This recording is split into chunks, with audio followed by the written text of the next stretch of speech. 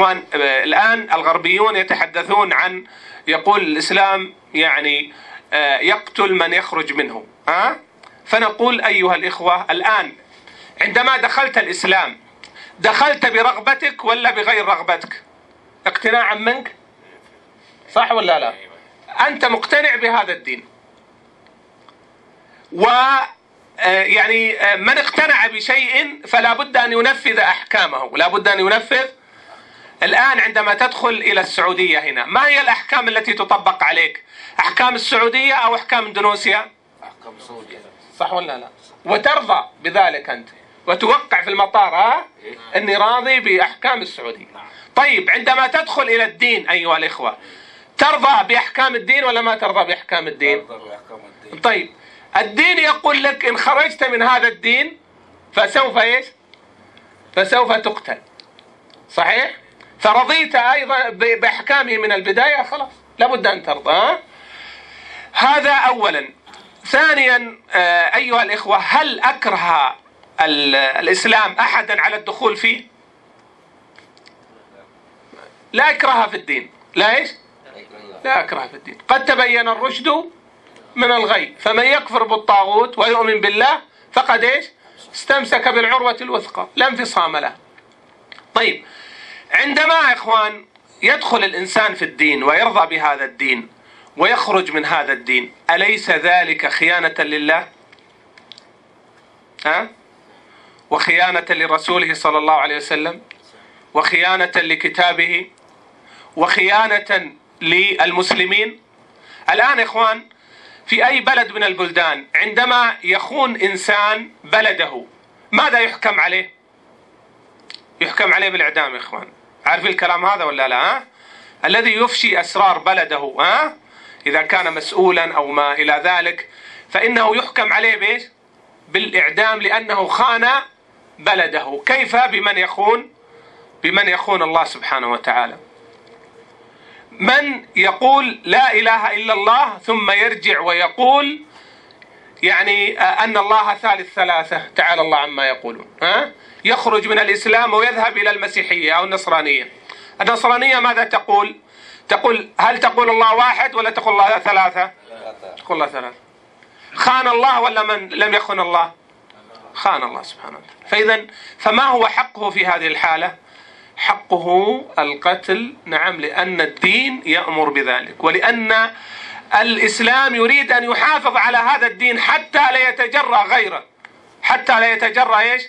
غيره على هذا العمل. فنريد أن نحافظ على هذا الدين لأن به سعادة الناس في الدنيا وفي الإيش؟ وفي الآخرة. نعم.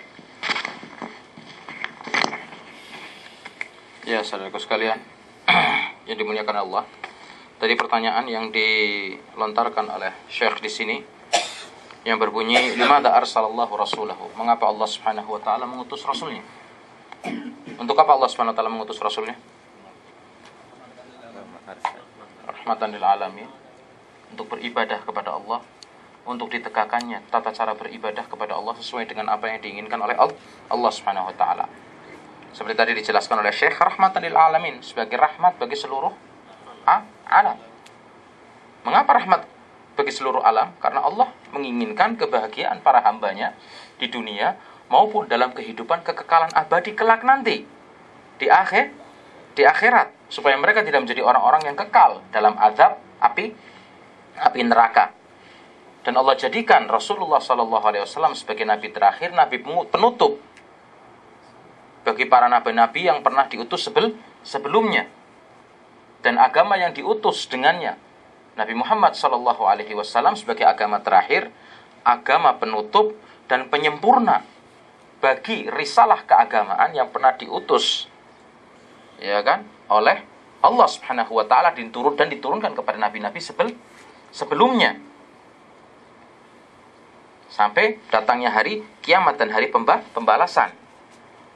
Dan hukum-hukum yang ada dalam Al-Quran sebagai hukum-hukum terakhir yang menghapus, menasakh, ya kan, kitab-kitab hukum-hukum yang ada dalam kitab-kitab suci yang pernah Allah turunkan sebelumnya.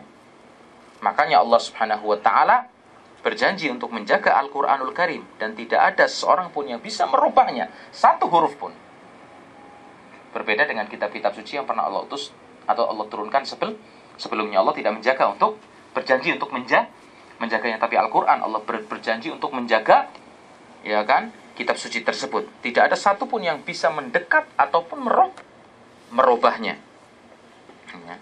Oleh karena itu, kita akan melihat juga bahwasanya Rasulullah SAW setelah diutus dan dinobatkan sebagai seorang nabi dan rasul ketika berumur 40 tahun, kehidupan beliau tidak lain adalah berdakwah, dan berdakwah. Mengajak umat manusia kepada agama yang benar, yang diridhoi oleh Allah, kepada tata cara peribadahan yang benar, yang diinginkan oleh Allah Subhanahu wa Ta'ala, cara penyembahan yang benar, yang sesuai dengan aturan yang telah digariskan oleh Allah Subhanahu wa Ta'ala.